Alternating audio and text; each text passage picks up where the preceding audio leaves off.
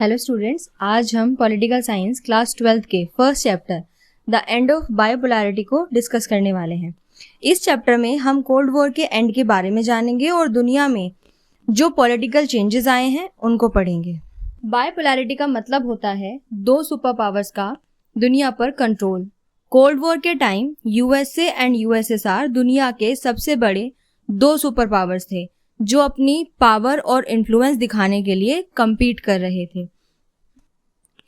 ये cold war world war 2 के बाद का पीरियड था जिसमें डायरेक्ट वॉर तो नहीं हुआ था बट टेंशन्स ज़्यादा थी। बाइपोलर वर्ल्ड मतलब दो डोमिनेंट देश जिनके पास सबसे ज़्यादा मिलिट्री और इकोनॉमिक पावर होती है जो ग्लोबल पॉलिटिक्स को शेप करते हैं। कोल्ड वॉर में नाटो जो यूएसए की अलायंस थी और वॉर्सो पैक्ट जो यूएसएसआर की अलायंस थी एक दूसरे के अगेंस्ट थी। इसके अलावा ये एक आइडियोलॉजिकल कन्फ्लिक्ट भी था जिसमें जो एक आइडिया था कैपिटलिज्म वो यूएसए का आइडिया था और कम्युनिज्म यूएसएसआर का आइडिया था। ये दोनों ही कंट्रीज अपने आइडियाज़ को पूरे वर्ल्ड में ज़्यादा से ज़्यादा स्प्रेड करना चाहते थे। 1980s के दौरान यूएसएसआर की इकोनॉमी बहुत वीक हो गई थी। गॉर्बचेव नाम के लीडर ने पॉलिटिकल रिफॉर्म्स शुरू किए जिसे पेरेस्ट्रोइका और ग्लासनोस्ट। इससे लोगों में फ्रीडम की डिमांड बढ़ी और ईस्टर्न यूरोप में डेमोक्रेसी के मूवमेंट्स शुरू हो गए। 1989 में बर्लिन वॉल गिर गया जो कोल्ड वॉर के एंड का एक बहुत बड़ा सिंबल था। गॉर्बचेव पेरेस्ट्रोइका नाम का एक इकोनॉमिक रिफॉर्म लेकर आए जिसका एम था इकोनॉमी को बेटर बनाना और ग्लासनोस्ट का मतलब था गवर्नमेंट में ट्रांसपेरेंसी और सिटीजन्स को ज़्यादा फ्रीडम देना। लेकिन इन रिफॉर्म्स ने यूएसएसआर के कंट्रोल को और भी ज़्यादा कमज़ोर कर दिया। क्यों? क्योंकि लोग ज़्यादा राइट्स चाहने लगे थे। बर्लिन वॉल ने 1961 से ईस्ट एंड वेस्ट जर्मनी को डिवाइड कर रखा था। 1989 में जब ये वॉल गिरा तो इसका मतलब था कि कोल्ड वॉर ख़त्म हो और इसके बाद जर्मनी 1990 में एक देश बन गया।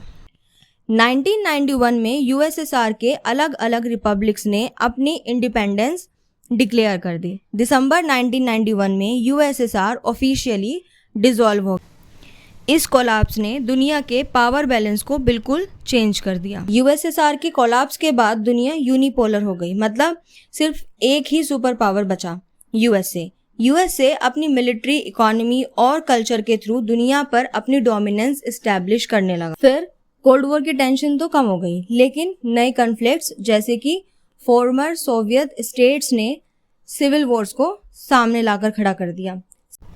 साथ ही साथ डेमोक्रेसी एंड कैपिटलिज्म पूरे वर्ल्ड में फैल गई। इंडिया की नॉन अलाइनमेंट पॉलिसी ने ग्लोबली कुछ चेंजेस भी किए और साथ ही साथ कुछ चैलेंजेस को भी फेस किया। पहले इंडिया यूएसएसआर के करीब था पर बाद में यूएसए के साथ भी अपने रिलेशंस इम्प्रूव करने लगा।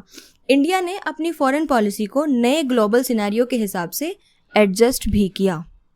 सो students, this is the chapter bipolarity. आज हमने इस चैप्टर में पढ़ा कि बायोपोलर वर्ल्ड क्या होता है, कोल्ड वॉर का ओवरव्यू, बायोपोलैरिटी क्यों खत्म हो गई, गॉर्बचेव के रिफॉर्म्स, ठीक है, बर्लिन वॉल का गिरना, यूएसएसआर के कोलैप्स। साथ ही साथ हमने ये भी पढ़ा कि दुनिया कैसे यूनिपोलर बनी और इंडिया ने अपनी फॉरेन पॉलिसी कैसे बदली।